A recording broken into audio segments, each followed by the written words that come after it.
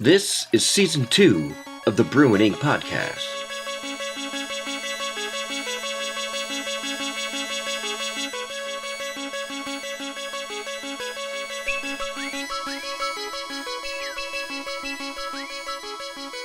Welcome to Brew and Ink podcast, where tonight we'll be discussing minor characters and listening to Stephen and Sarah read their stories about bananas. So who won the voting? Yeah, Oh, Who did win?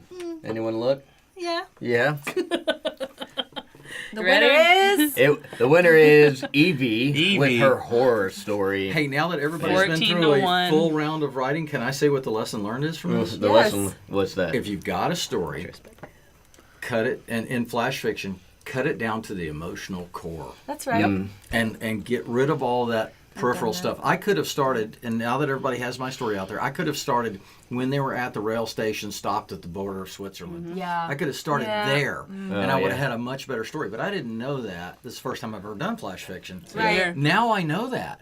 And that appeals more to an audience on flash fiction because you got more time to focus on that. So now that everybody's written around, we can say that, you know. Yeah. Well, we did talk about it a little bit earlier because when we were at Realm Makers, they said the trick is have a very simple goal and one decision. Yeah. So basically, if you want to keep it it feels like a full story, you have one simple goal and one decision that one character makes. And so, but what that means is you have to get down to the emotional core. You have Right. to get down to the emotional core of what the character wants, what the character is after, what they desire, and then how they react to that in some sort of way. I think Boneyard really helped us kind of get a head start because you already had that word count Real cap. low. And so it kind of helped to learn in Boneyard how to start to cut things. And we go back to what you said, Brett, when you were talking about in Boneyard, go to the very first action and just stick there because that's enough of one part of the story. So I used that for the flash fiction, but Yeah. boy, I thought I had no idea what I was doing, man. That was fun. It was fun. It was fun. It was a lot of fun. So our topic tonight is minor characters. Minion. Minions, they can be minions, but they can Who also also like bananas. Did you Oh, know they that? do. see, They that's say it a So lot. great tie-in. So minor characters that show up in our stories. They show up in movies, they show up in longer short stories, they show up in, they can be waiters, they can be all different kind of people that we insert into a story, then they have a purpose to be there. Yeah. So the discussion tonight is how do we make those effective characters, but Or also taking- without stealing the scene, Yeah. right? So we want them to be, we don't want them to just be flat, right? Right. Just a flat character that you see in every story and they're just interchangeable. But at the same time, what you want is to have them, you don't want them to overtake the scene either. You don't want Right. them to be the focal point of the scene. As they say in the theater, there are no small parts. There are only small actors, right? So how do we make our minor characters someone who can stand out, but also not just kind of overpowered? Does anyone have any thoughts as we get started? I have a thought. Okay, go I ahead. have a thought that it's a constant battle. Yeah. It's a constant fight because I love characters. I love my characters, and when I write one, almost everyone starts off with some kind of background, and then you know who they are, and that background gets the reader interested in them. And I've had readers come back to me and say, "But you didn't take this person further," and I'm like, "Yeah, but I didn't want them to take over the story," and they're mad at me because I didn't let them. You know, I mean. That happens. It does, so absolutely. it really does happen, especially with my wife. She wants to hear more about those minor characters. So it's a constant struggle to know how much you want to put in there on the minor characters because it can really take away from the time that the primary characters, the antagonist and protagonist, have and the story. Yeah. I think I was raised on classic movies, right? So my dad would sit me down on Saturday afternoon. Get in here, Britt. Watch this movie. And you would see, so we'd see all these old movies from the 50s and 60s and 40s, and you'd see the same character actors in almost every movie. And so there's something to be said for a very character-driven minor character, right? Minor kind of protagonist or antagonist in the story. And one of them that I like And she shows up in almost every one of John Cusack's movie is his sister. Oh, yeah, Joan. Joan Cusack.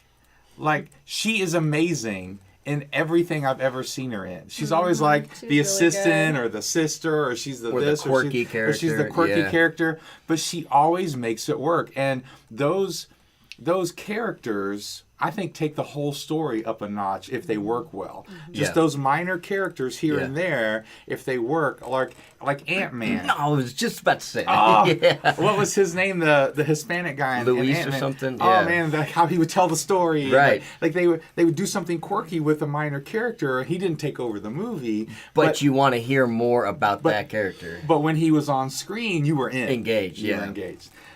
So those are just a couple of ones that I was thinking of. Just we were thinking about minor characters that really worked, that added to the story, but didn't necessarily overtake. Yeah, I tell you, it kind of reminded me of a oldie but goodie, which is Arsenic and Old Lace. Oh my God. It's so good. That's But you the have best movie. so many characters that are main characters, and then you have these random, like the cop that shows up, like all these little characters that start to sneak in, and they end up playing a huge role. Like the movie wouldn't work, that story wouldn't work without them. Nope. And that's what's so important. Like they say, if a character, can be taken out, then they don't need to be there. Like if you can just take them out and the story's the same, like those main characters desperately need that support.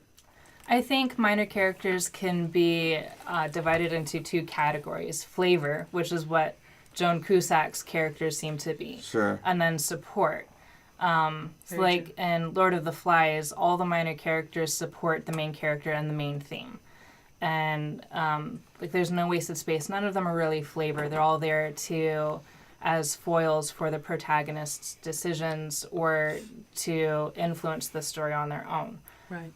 Or their flavor, adding texture and context in some cases to the story. Yeah, that's a great way of putting it. That is a There's- good way of putting it. I like that. Even in writing, that kind of makes it easier to Yeah. figure out who they are and where we need to take them. There's a Dungeons and Dragons game that I watch called Critical Role, Oh, yeah. and it's played by professional voice actors. Fun. And Matt, the DM, is exceptional at creating compelling NPCs, non-player characters, basically just minor characters, and they add so much flavor and in revealing aspects of the story, but also giving something for the main characters to play off of, for good or for ill, as goes with Dungeons and Dragons. Yeah, and I think if we're talking about like secondary, like minions, like bad guys, like you're not the main bad guy, but kind of like the helper or whatever, they almost tend to be that first hurdle to overcome, Yeah. where they tend to be the one that your characters are interacting the most, even though they're not the, epic bad Like guy. Starscream. Yeah, exactly. I'll give you another example. Almost every Bond movie. Right. Sure. It's never the antagonist that is the main problem. It's always the antagonist's number one minion, Yeah. who would be considered a minor character, but he's a minor character with a lot of strength. And I realize we're talking about books and writing, but the Bond Yeah. movies came from books. Oh, so Right. they did. Yeah. And so did Arsenic and Old Lace came from Yeah, a play. absolutely. So these are all All story things that were ideas. written first, yeah. Although, the whole henchman thing can be taken too far. Oh, like, absolutely. Yeah. I keep seeing these movies where it's like, really? Like, that's not a supporting character. That's just an idiot. I guess that doesn't need to be in there. All the Disney animal sidekicks. Yes. Oh, yes. Oh, my word. There's always one. So true. Always one in there.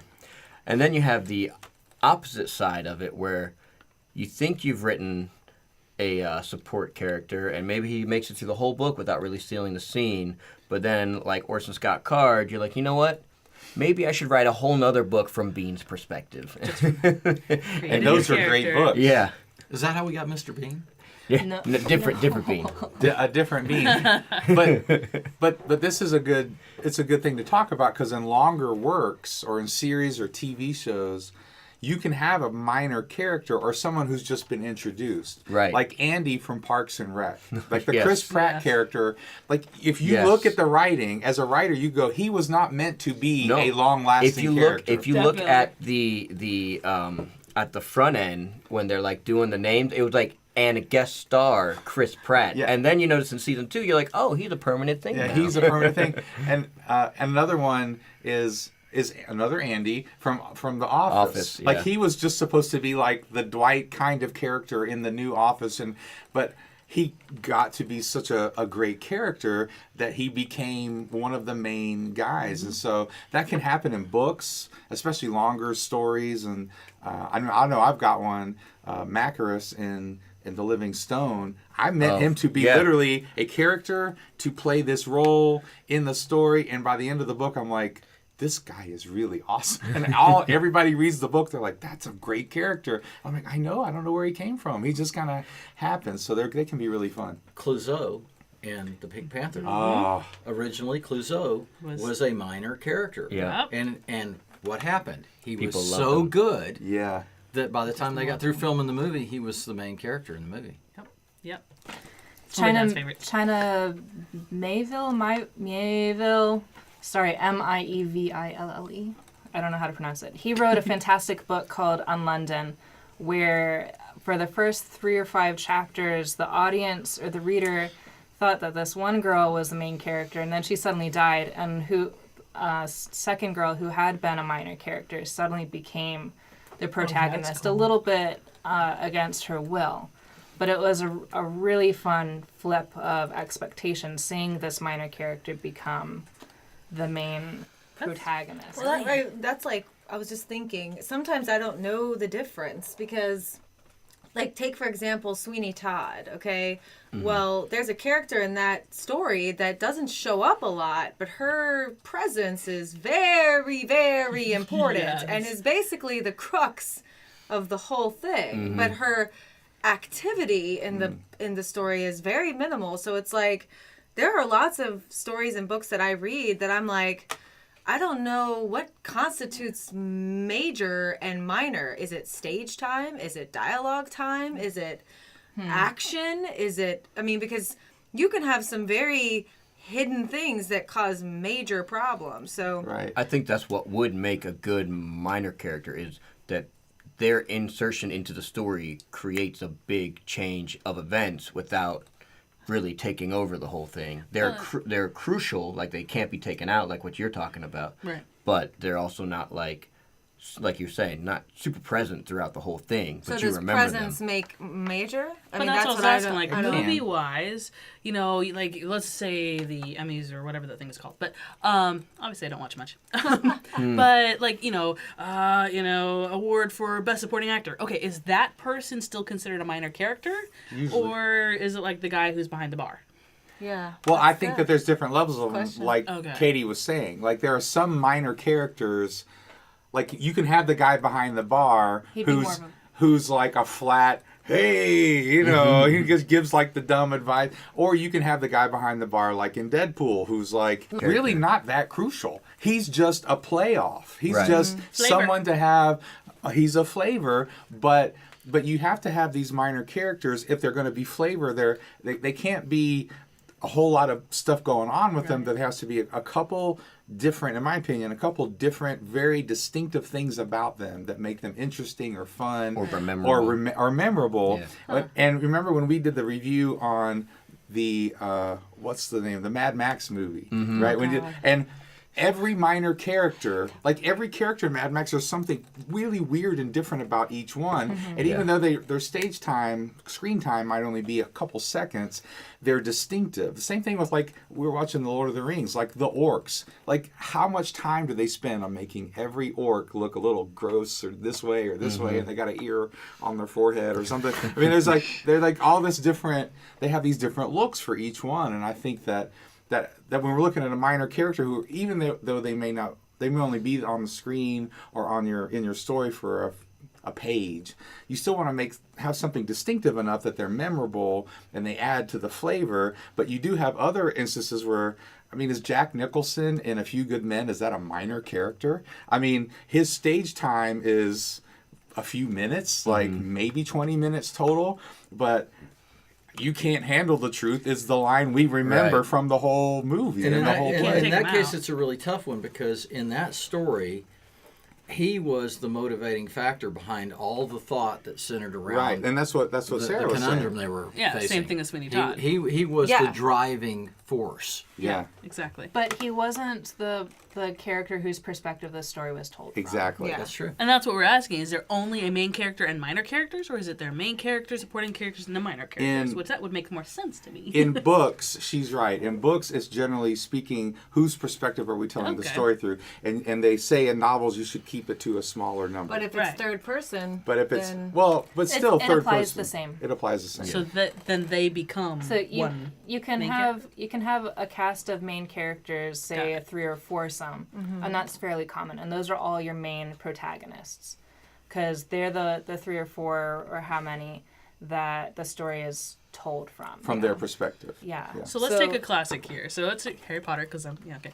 All right. So in Harry Potter, I mean, it's just Ron and Hermione and Harry. Harry that are technically the main characters, or is it just Harry? I would say it's just Harry. Really? Because that's who the story is about. That's who it focuses on. Ron and Hermione are supporting characters. Would be. I wouldn't consider them minor characters because their influence is so So powerful throughout. But they would not be the protagonist or the main character. Right, they'd be like the supporting characters. Main.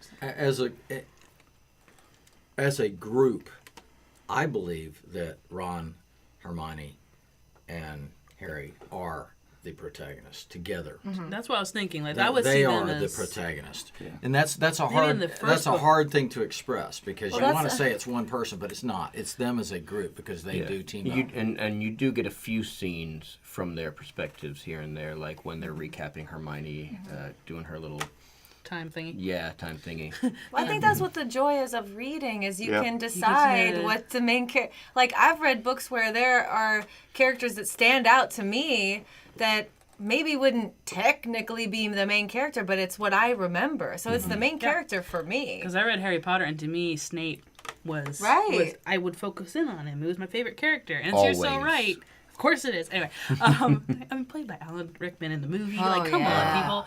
But it's interesting. You're absolutely right. Like, no one can read a book and then hand it to the next person, and they are not going to read the same book. It's impossible.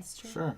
In contrast, for describing, I guess, the differences between Harry Potter, who may or may not have 1 or 3 main characters, and another series that has at least 3 distinct main characters, I would say Wheel of Time, of which I've only read 2 or 3 books, but you've got Rand, the wolf guy, and the funny Aaron guy. and Matt. Yeah. Thank you. Oh, yeah. I may You do know a lot remember. about them. Thank you.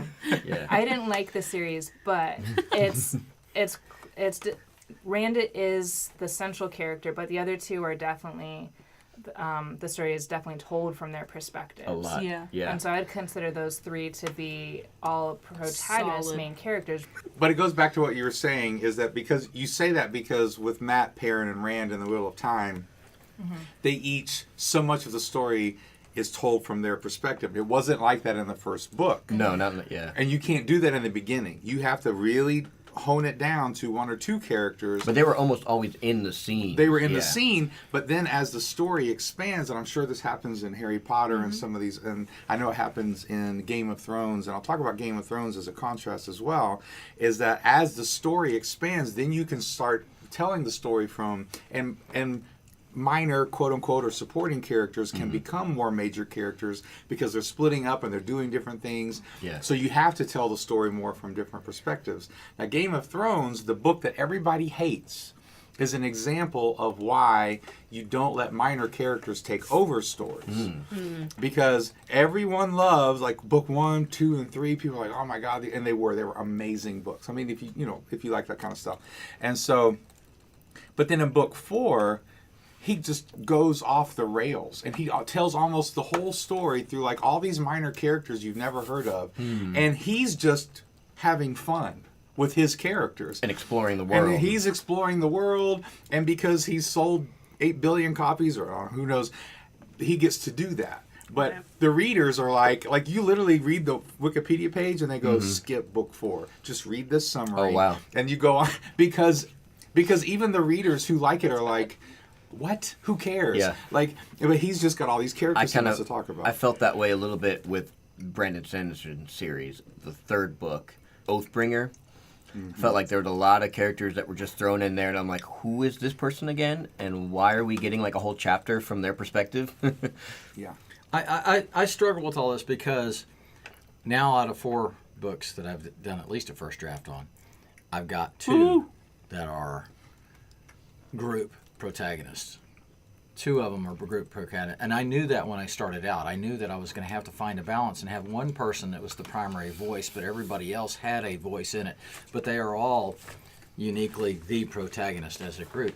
And that's a struggle as a writer that's trying to get published, because I don't think any of those books are going to be the first book going to the publishers. I know that, but I had to write them anyway because these characters were too rich as a group, and it was too hard to put it into. You couldn't put it into one character. You'd have to turn them into a nutcase because they would have too many different ideas. So there was no way to tell. Sometimes you can't tell a story from one perspective. It needs to be a group perspective. There's too much richness to the story to do that. So that they're not minor characters. They're all one major character as a group. I mean, yeah, the 5 o'clock poker club.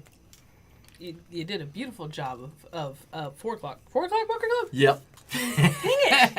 Started a bit early. That's I why you were feel never like- there. You She always was now late. were late. See? That's really no, She was but- late to the poker It club. really was. That explains it. No, but it's funny, like, because you did such a good job of making each character feel like they were so important.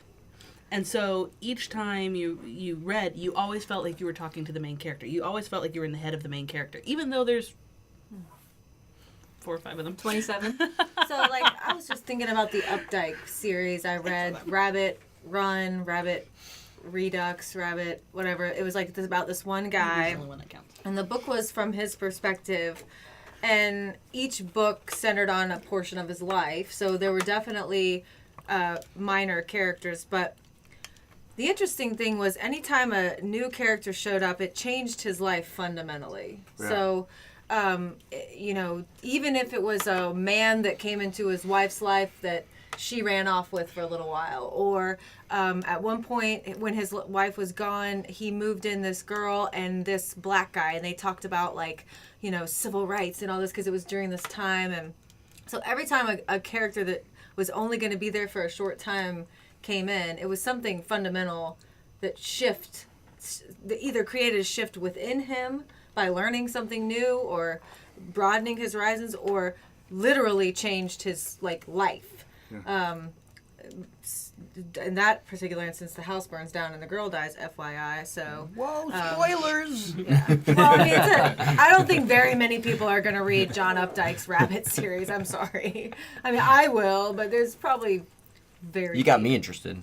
Well, I was about to say, I'm sitting there going, I'm sorry. I mean, it's a like each book is hundreds and hundreds of pages, and a lot of it is very pretentious dialogue. Sorry, but it's just so real. It's so real about this guy's life. But yeah, it was while everyone was talking, I was thinking about that. I was thinking about how those characters shaped the story, because it's hard to write from just write about a guy's life. I mean, a fictional guy, no less. And then to make it interesting, that's a challenge in and of itself. So the characters that come in have to be compelling to some degree. But that's funny because in that book, I would say that even though Harry is the one that's telling the story, his son and his wife are definitely main characters, right? Sure. I would think. So, I don't know. I was just thinking That's about fascinating. that. Yeah. All right. Yeah, so I think that was a good discussion on minor characters. I know it's something I think about and usually, like I was saying before, when I don't even think about a minor character until, like, if it's just a flavor thing or if it's just for a scene, I usually don't think about one until I come up to the scene and I need one. And so sometimes they can be really fun, and I just don't like in movies or in books when the characters are so flat. You just like, I've seen a billion of those. I just really like Right. it in the story where they have something distinctive about them. So I try to do that. I'm not always good at it. One other thing, when we interviewed Scott Hawkins, he has a character in his book that wears a tutu. Yeah. Tutu. He's a Right. guy. And also, all his characters wear funny clothes because they don't really know how to fit into society. So even though he doesn't really have any minor characters because the story's all Like over the place, 12 character but cast, it's fascinating because that's the thing he did. Like, he picked jump out things. He picks those Very distinctive smart. things. Yeah. The ear in the middle of the forehead. The ear in the middle of the forehead. Just only if you're an orc. I think that's the only Right. time it works. Gotcha. It may be a Star Trek world. All right, so we're going to move into reading the stories. So we're going to kind of take a little break here. We're going to get into Sarah and Stephen reading. What was the title? I never slip on bananas. Never slip No, on banana peels. banana Yeah. peels. Banana peels. yeah. And what were the genres again? What'd you get, Stephen? I got caper. Caper. You got Yes. a caper, which I think fits kind of well. And you got Realistic fiction. realistic fiction. Which really fits. Oh That's yeah. right, which I one? mean, yeah. Yes. It does. All right, so let's get to it. Let's do it.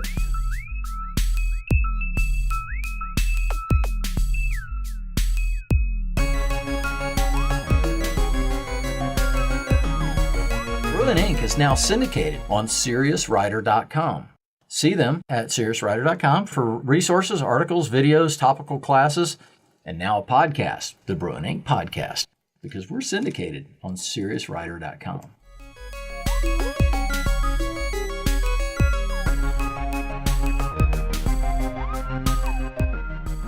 On this episode of Bruin Inc.'s Flash Fiction, Sarah reads Never Slip on Banana Peels, a realistic fiction story.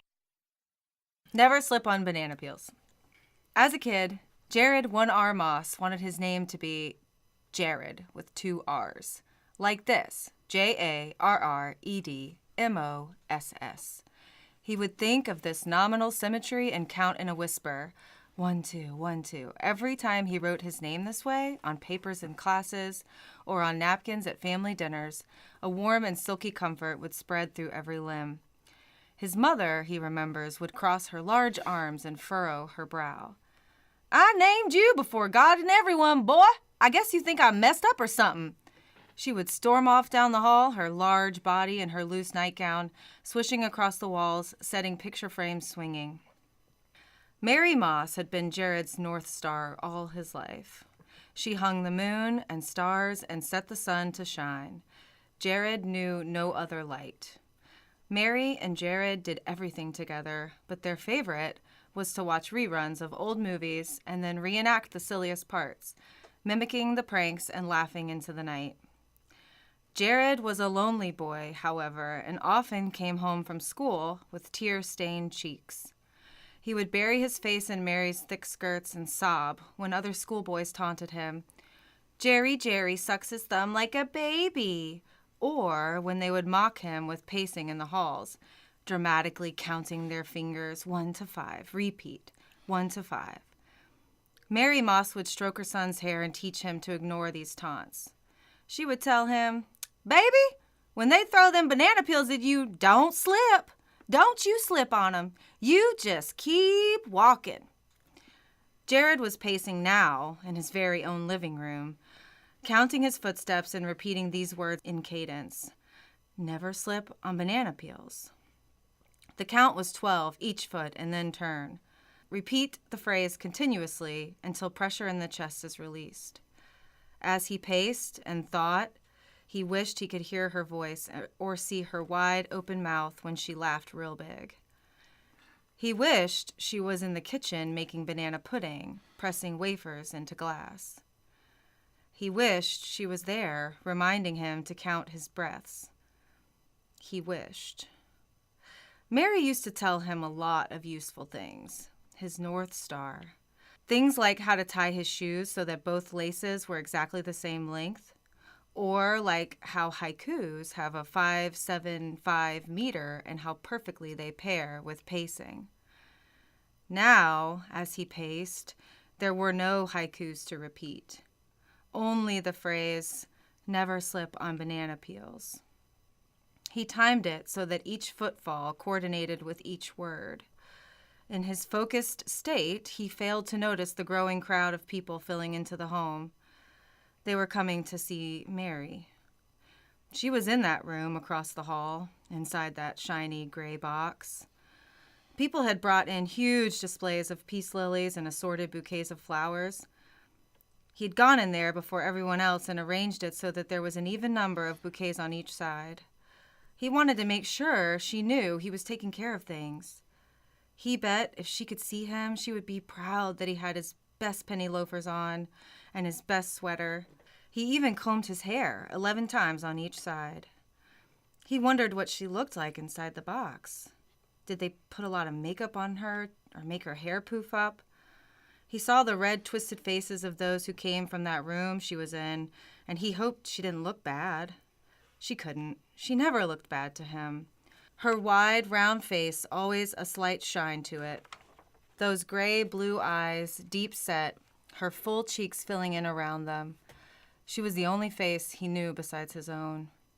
He stopped pacing and closed his eyes. She materialized, and he saw her in full and stark relief. There she was. Excited, he opened his eyes, yelling, "Mom, Mom, I can see you! Come out! I can see you!" She was playing a game. He knew it. He began to frantically search under the table and behind furniture. As he looked behind the bookshelf, someone tapped his shoulder. Startled and a bit miffed, he turned. "Mom's just hiding. I know she's so good at this game." Jared spoke breathlessly and never stopped moving. "Jared, hey, buddy, it's me, your Aunt Margaret." She touched him again, but this time more firmly. "Do you remember me, honey?" Jared stopped and stared at her. The same wide face, the same gray eyes, though not as round. A strange mix of feelings stirred inside of him. Are you my mom?" Jared blinked rapidly, silently counting to 10. "No, honey, no. I'm your mom's sister, 3 years her junior. I'm here to pay my respects." "I know this," Margaret was stumbling over her words when Jared cut in. "Are you going to help me find her? She's hiding. She's good at this game, you know." Margaret reached out for Jared, one R's hand. He hesitated but allowed it. The strange mix of feelings was still rising, and if he didn't start pacing or humming, then what Mary looked like in that box, her dry, lifeless body in an old dress, her bones crumbling into a fine powder, all these images would blast forth in full and terrifying force. "Never slip on banana peels," he finally spoke and pulled his hand away from Margaret's. He began to pace again, wearing lines in the rug from his shiny loafers. Margaret stood there watching him with her gray eyes wide, red-rimmed and tired. She should take a nap, Jared thought. Mary used to tell him that naps heal the soul. She used to tell him a lot of useful things. His North Star.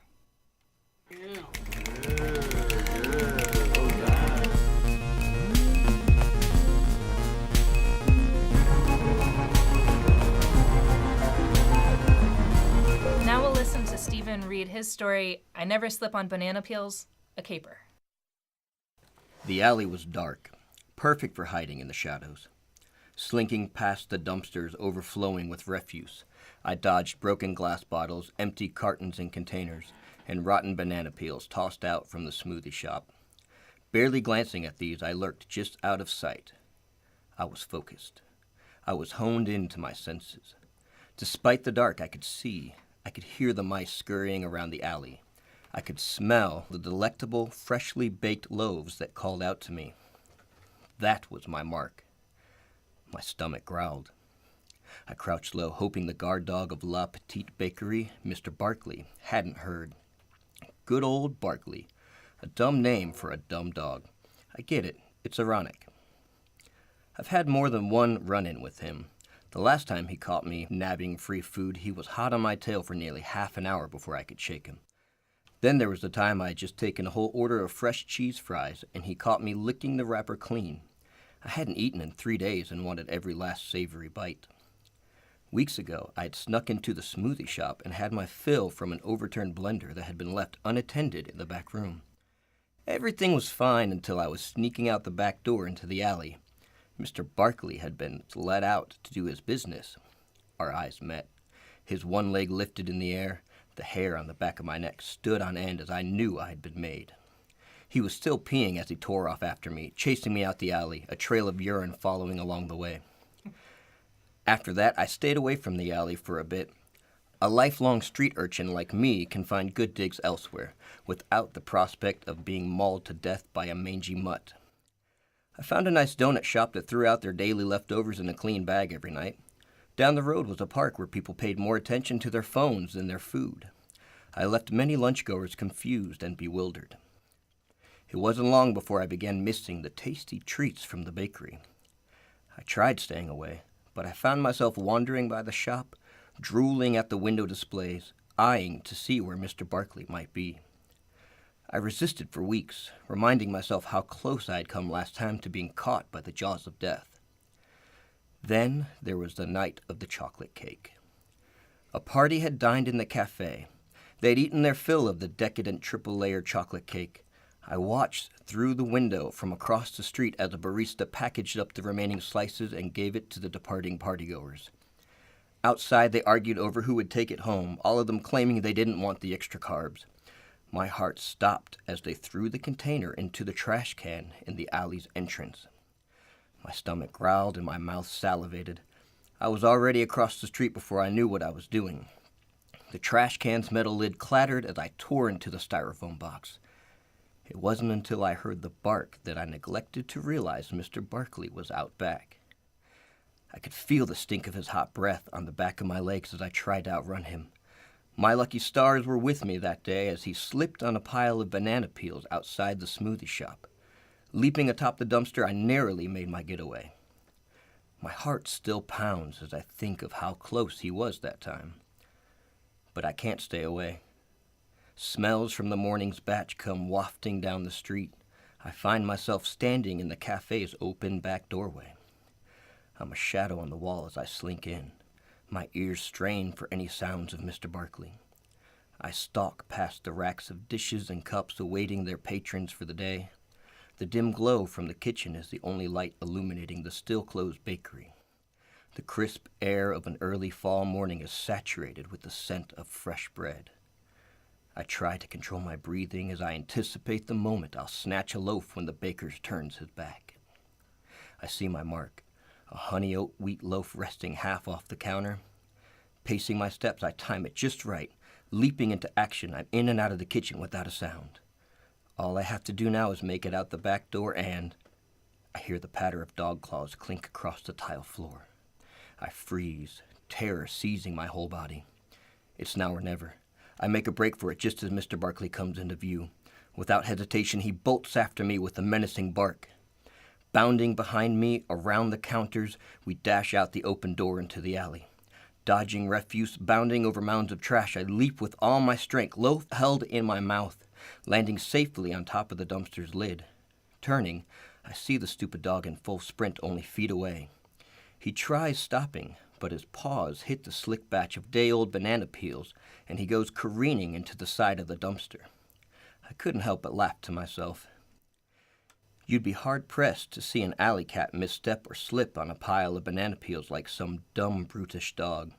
My tail swishes with pleasure as old Barkley limps away back to his kitchen. I lick my paws victoriously, cleaning off the alley's filth before sinking my teeth into the delightfully fresh, warm bread.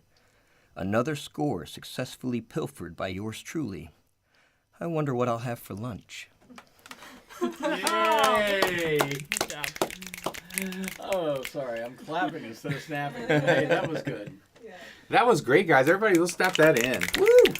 I have to be really honest. I really don't know who I'm going to vote for. Like, if I were just to vote for one, like right now, I'm like, I might have to vote for one on the website and one on the Facebook. I did or something. that. And so I know. I took a Cheers. chance writing from the perspective of a cat because not everyone's great. cat fans. Well, I'm not a cat fan, but I still liked it. I like those sort of things. I like where something's revealed at the end, and it was a different kind of character than you might think.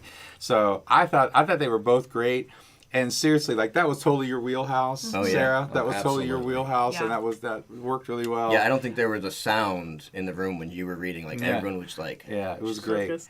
Yeah, there might have been a little chuckle on the recording from me, just because. But I thought that was a little outside of your wheelhouse, so I thought that was really, Yeah. really well done. And just the language you guys were using and the details were both really good. So everyone needs to go and vote. I know Serious Writer is going to try to share this on Wednesday. They're going to try to share a little earlier on their Facebook. So everybody go to the website or the Facebook page and vote for your favorite one. And then we're going to have a wild card episode after that. And then we'll have the next bracket ready after that. So I thought it was a great discussion, guys, and I thought they were both great stories. This has been so much fun. It has been a lot of fun. Yep. I was sitting there listening to both of you guys going, this has been really good. Like, we had this idea going, this might be a disaster. This genre was my wheelhouse, but that title was not Had to pull it my out. wheelhouse. Look I what you had did to- with it. Yeah, but you I did was a just great saying, job. like, even though the genre it was very difficult. I'm a little disappointed you didn't put a pink banana in it. I thought about it. All that I was a research. little- I won't tell you what my original idea Okay, was. We'll we just leave it won't. there. All right, so go and vote, like, share, subscribe, all this stuff to the podcast. I know that we're going to have some new listeners as Sears Writer shares it, and I know that stuff's going to be coming out on email. Oh, and we're going to give Bill a shout out because this week he finished a rough draft. Yeah. First draft. First So, draft. All clink right. it out, man. Clinking, I hope it's clinking. not as rough as that, but yeah. They're all rough to begin with. They're all rough to begin with. and that's okay. Congratulations. That's okay. So, anyway, it's been a great night, and see you guys later. As we say at the end of every podcast, Raise a glass. raise a glass To inspiration. All right. I love the plastic. I know, it's like, bonk. I was gonna say amen, but then I caught myself. That's not Amen. this. Amen. I was going to say God bless. But Hallelujah. How about that? I'm with you.